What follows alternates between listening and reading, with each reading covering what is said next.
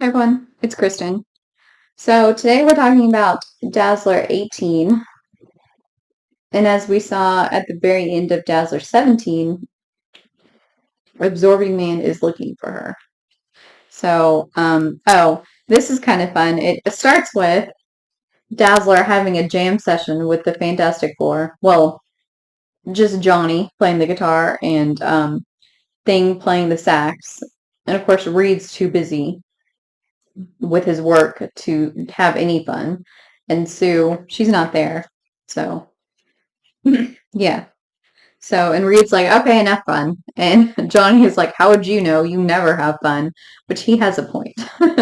Reed is very serious. And that's why Sue sometimes, I will say, has strayed from, to put it nicely, from Reed with like Namor, for example.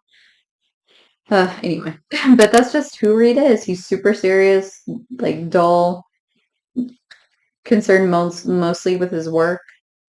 So anyway, he has made a weapon for Dazzler, and this will basically emit the noise level of 5,000 police sirens. And she's like, she's all offended, and she's like, "You made me a weapon. What the heck? Like, I am not, superhero. I don't want to be. I don't choose to be. Like, I'm just a singer." And Sue pops up and says, well, he means well. And you have to admit, some crazy things have happened to you recently. I mean, it doesn't hurt like to have it. And it kind of recounts all of her adventures that she's had, in the past couple months. And then Dazzler's like, well, that's true. Maybe I should take it. And Reed starts to explain how it works, and she's like, I'll mess with it myself. I'll figure it out. I just now, want to go home. So Angel, who we talked about in the last video, he went to Allison's dad's house in order to get answers about Allison's mom. And her grandmother, Bella, answers the door. And you can see here's Judge Carter, or Judge Blair, his first name's Carter, at work, and he's just kind of in a daze. Like in the last issue, he was kind of losing his mind, and now he's just like blank. So here we have Absorbing Man. He's in a kind of a little hole in the wall hotel because he's trying to not attract attention.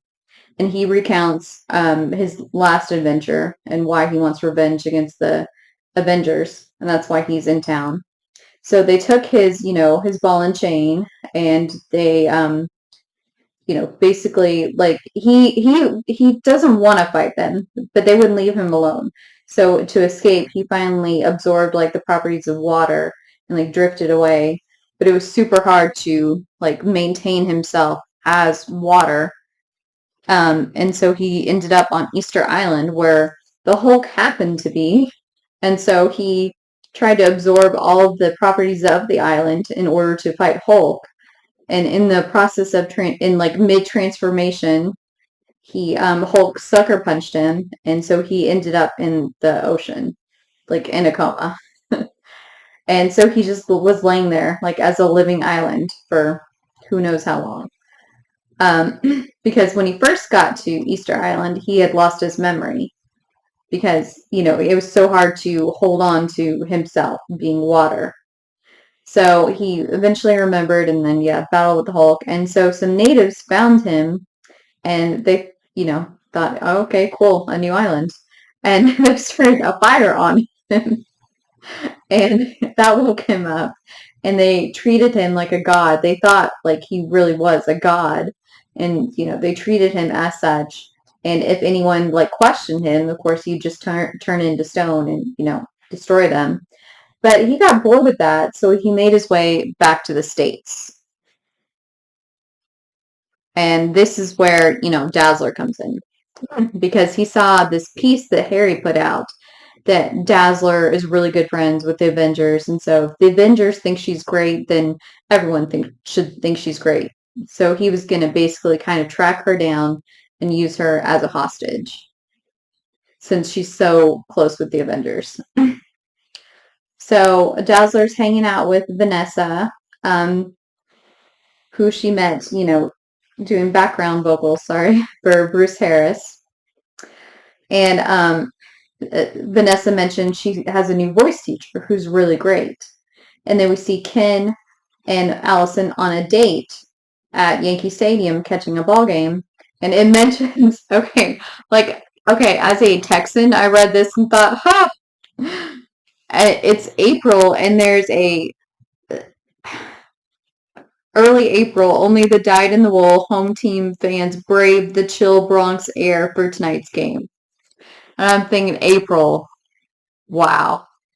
It is like almost 100 degrees in April already. Okay, granted, it didn't quite reach 100 until May, until this month. But it was like 90s, pretty close. So I just think, wow, what that must be like to feel a chill in the air in April. That would be amazing. Oh, because now that it's summer, because we have reached triple digits, as I mentioned, I have to turn off my air conditioning while I'm filming these videos because the air vent is right above me, and when it comes on, which I'll have to do like a short video for you guys so you can hear the difference because it is so loud, and I can't figure out why it's so loud because I just replaced it like a year ago. It wasn't very long ago, so it shouldn't be so loud. But anyway. So it's already hot here, and so it's going to be hot until basically November. So I'm not a huge fan of the heat. I'm not gonna lie. I mean, granted, of course, I'm not super used to the cold either. Living here. But yeah, but I like the cold better than I like the heat because when you're cold, you can always put on more layers, like cuddle, like snuggle under blankets, stuff like that. And Dazzler will only get on my lap when it's cold, like no other times. But if you're hot, there's only so much you can do. There's only so many clothes you can take off, and if you don't have a pool or anything, there's only so many showers a day you can take, that sort of thing. Anyway, so I'd rather be cold than hot, but I'm hot natured anyway, so when it's hot, I feel like even like it's even hotter outside. Okay, sorry. So they're taking in the game, and Dazzler is thinking about Angel.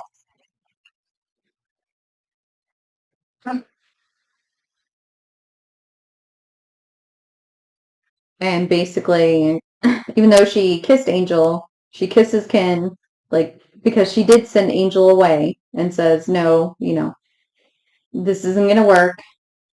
So the Absorbing Man goes to Harry Osgood's office to find out where Dazzler is.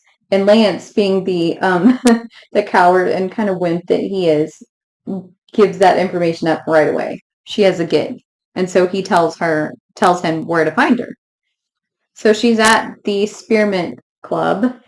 I think it's the Spearmint Club. Well, it's this Spearmint Lounge. Sorry, and because Spearmint Club sounds a little bit weird.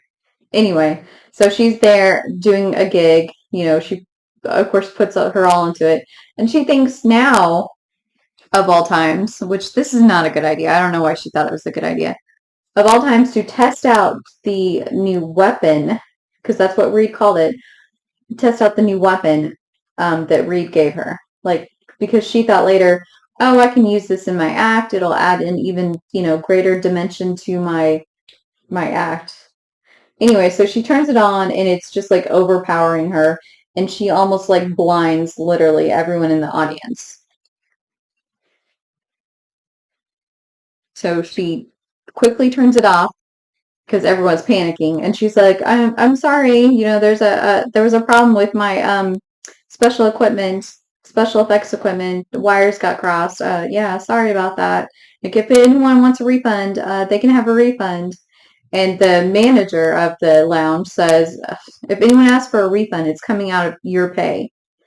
And she asked, so can I go on and do a second set? And he said, yeah, but no light show this time. So she throws the weapon back in her, makeup box, makeup case, and does the show. And here comes Creel. And he's like, Dazzler, I want you. And so she basically kind of dashes off the stage in order to like lure him away from people. And she's actually is going after the weapon that she's like, oh, I'll never use that. I'll never need that. And she goes after it, and he grabs her, and he grabs the weapon, and he's like, is this what you use to make all that light on the stage? And she's like, yes. And he's like, you're going to show me how to use it, because his plan was to hold her hostage, but now that he has this weapon and has seen what it can do, he's going to use this weapon against the Avengers. So she shows him how to use it. He turns it on, and he's like, oh my gosh, this hurts my head. It's agonizing. And Dazzler uses it, absorbs the properties of it in order to, dazzle burst him. And you can see her say, oh no, it can't be. Well, he's not called the Absorbing Man for nothing. She has turned him into a 15-foot, basically, creature of crackling energy. I mean, yeah. So, and then it says enter Black Bolt, which that'll be interesting, because because Black Bolt, his whole thing is sound. And his, just by like whispering, he can, level places. And, his voice has leveled mountains before, multiple mountains. And so that'll be interesting, the whole dichotomy of him and her. So anyway, I hope you will join me for the next video, where we have part 2 of Dazzler versus the Absorbing Man, and guest starring Black Bolt. So until next time, bye.